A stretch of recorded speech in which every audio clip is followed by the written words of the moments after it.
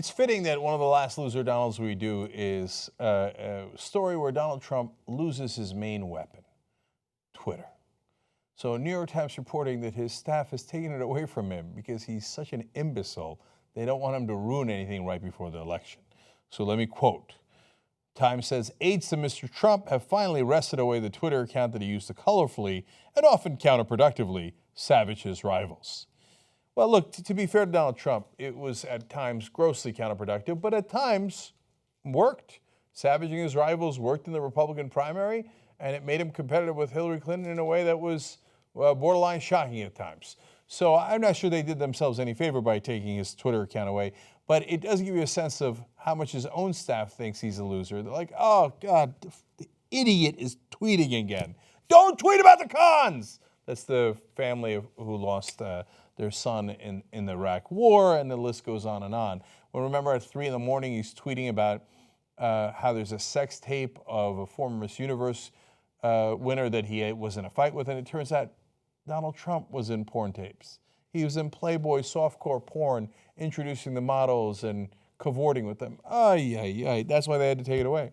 One more quote from New York Times. They say, taking away Twitter turned out to be an essential move by his press team, which deprived him of a previously unfiltered channel for his aggressions. You know what his own staff thinks of him? Baby. Sad. Okay, so he's got an Android and iPhone. He doesn't really use the iPhone. Whenever the tweet comes from it's a guy who's a data scientist, David Robinson, studied this. Whenever it comes from the iPhone, you know that it's his staff and it's not Donald Trump. And when it comes from the Android, you know that it's Donald Trump. Those are the ones that are much more aggressive and they're talking about babies and sad and all that stuff, right? That are more, quote, hyperbolic and aggressive, according to the data. So it's true, there's been no tweets from the Android since his staff took away his toy. Oh, God, he's such a child. Anyway, the last tweet from the Android was, make America great again, in bold. It's like a baby crying out before they take his toy away. Make America great again! Okay, but it turns out I'm not the only one mocking him for this. The Democrats have finally caught on. Here's President Obama.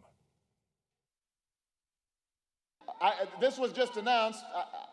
I just read it, so I can't confirm it's true, but apparently his campaign has taken away his Twitter.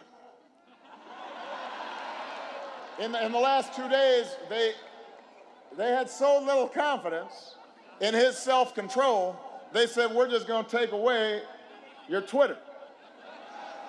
Now, if somebody can't handle a Twitter account, they can't handle the nuclear codes. If somebody starts tweeting at 3 in the morning because SNL made fun of you,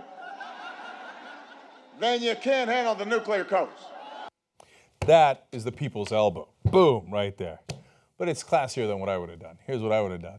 Sad, baby, loser.